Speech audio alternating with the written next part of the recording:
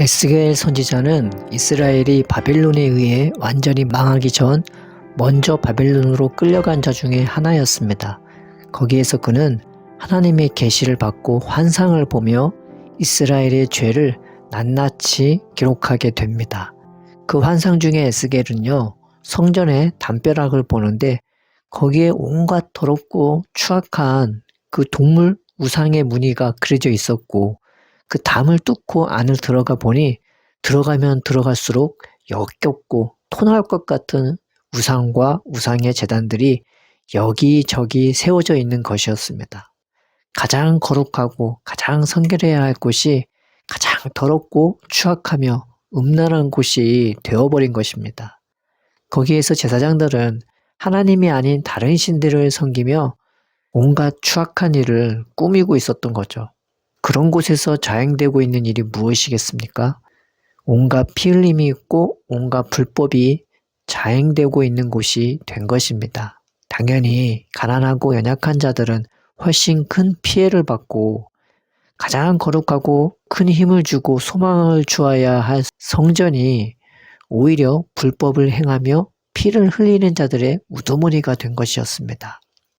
하나님은 이런 그들의 죄를 낱낱이 에스겔에게 보여주며 이 예루살렘을 하나님이 심판할 것이라고 말씀하십니다. 그곳이 파괴되고 그 백성은 멀리 쫓겨나게 되리라 말씀해 주시죠. 그 후에 무슨 일이 일어났느냐? 하나님이 그 성전을 떠나시는 것이었습니다. 결탄코 떠나지 않으리라 했던 그 성전을요, 하나님이 떠나시는 것이었습니다. 이 말이 무엇이냐? 하나님이 계신 자리에서 그들이 온갖 더러운 우상을 지금까지 섬기고 있었고, 하나님은 주변에 온갖 더러운 우상이 있었음에도 그때까지도 참고 계셨던 것입니다.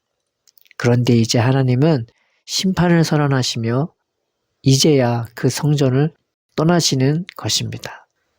그런데 떠나는 장면이요, 참 장관입니다.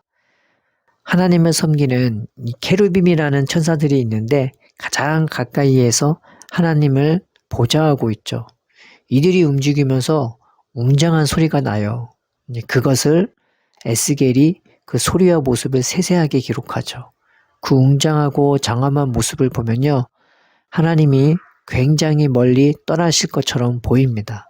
그런데 막상 예루살렘을 버리고 멀리 떠날 것 같은 기세로 성전을 떠나신 그 하나님이 하늘로 올라간 것도 아니고 신의 산으로 간 것도 아니고 이스라엘의 다른 산지로 간 것도 아닌 겨우 예루살렘 옆 동네, 즉 감난산으로 가시는 것입니다. 그냥 옆 동산으로 가신 거예요. 그리고 거기에 가신 하나님이 그 자리에서 뭘 하시냐? 예루살렘의 회복을 선포하십니다. 이것을 보면요, 하나님이 원했던 것은 예루살렘의 심판이 아니라 예루살렘의 회개와 회복이었던 것을 알 수 있죠. 하나님은 그 예루살렘의 성전의 참 기능이 회복되고 가난하고 연약한 자들도 기도할 수 있고 이방인들도 소망을 품을 수 있는 그런 곳이 되도록 예루살렘을 회복시키기 원했던 것이었습니다. 그것이 하나님의 계획이었죠.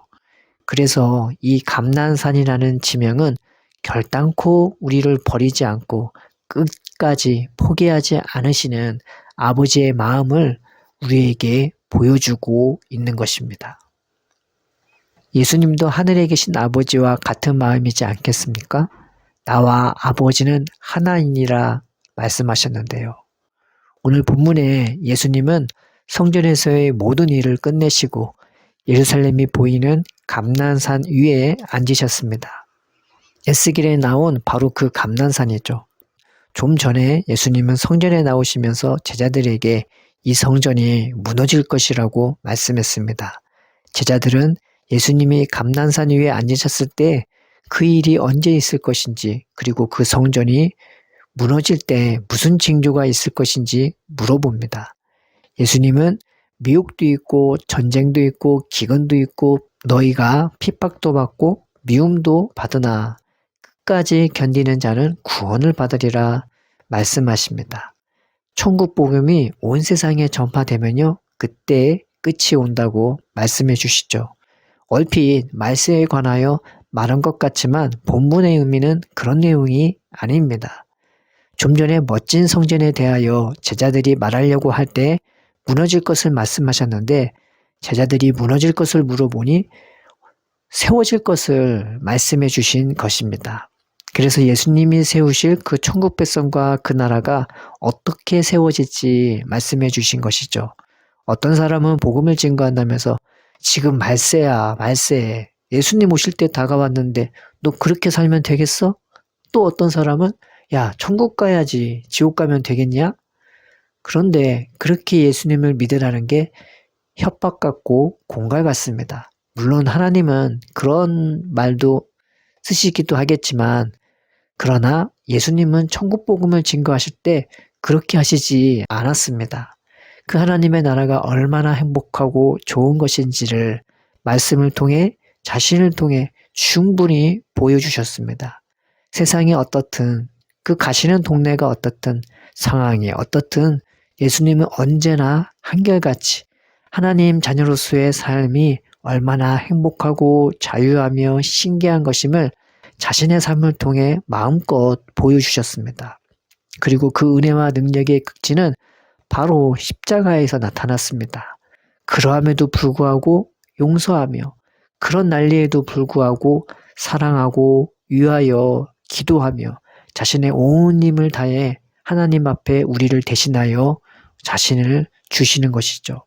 그리고 죽으시고 부활하심으로 이 은혜와 능력이 얼마나 신기하고 놀라운 것인지가 드러났고, 진정 살아있는 것이 무엇인지를 우리에게 확실히 각인시켰습니다.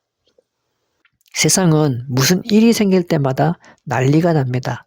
어떻게 전쟁이 났대. 어떻게 기름값 또 오른대. 어떻게 채소값도 오르고 고깃값도 오른디야. 어떻게 집값이 떨어진대. 세상은 그런 뉴스가 나올 때마다 들썩들썩합니다. 그러나 우리는 그런 난리통에서도 괜찮습니다. 왜냐하면 감난산 위에 하나님의 마음으로 앉아 계신 예수님이 우리의 버팀목이 되어주시고 우리가 높이 뛰어오를 수 있는 도움판이 되어주시기 때문입니다. 그리고 그분이 우리를 위해 대신 죽으시지 않으셨습니까? 그것이 우리에겐 위로가 되고 소망이 되고 믿음이 되며, 그런 예수님의 발자취가 우리로 하여금 하나님을 섬기는 마음으로 사랑하며 섬기도록 만들어 줍니다. 세상은 언제나 난리통일 것입니다. 예수님은 그런 세상을 살아가는 우리에게 고난이 없어질 것이라 말하지 않고 오히려 더 힘들 수도 있다고 말씀하십니다. 그러나 괜찮답니다. 주님이 우리 편이시기 때문입니다. 그러니 우리는 결단코 우리를 포기하지 않으시며 버리지 않으시는 감난산의 예수님으로 말미암아 우리의 인생을 새롭게 시작합시다. 우리가 감난산의 아버지의 마음으로 우리를 위해 기도하시고 응원하시는 예수님으로 말미암아 우리의 인생을 새롭게 건축해 나갑시다. 어떤 상황과 난리 속에서도 믿음의 사람으로, 소망의 사람으로, 사랑의 사람으로 살아갑시다. 성령께서 친히 우리를 인도하시고 도우실 것입니다.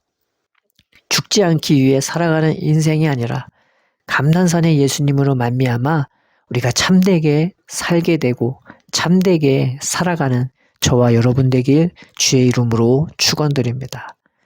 사랑의 아버지, 우리를 힘차고 장엄하게 응원하시는 그 예수님의 얼굴과 목소리를 우리가 세세하게 듣고 보게 하여 주옵소서.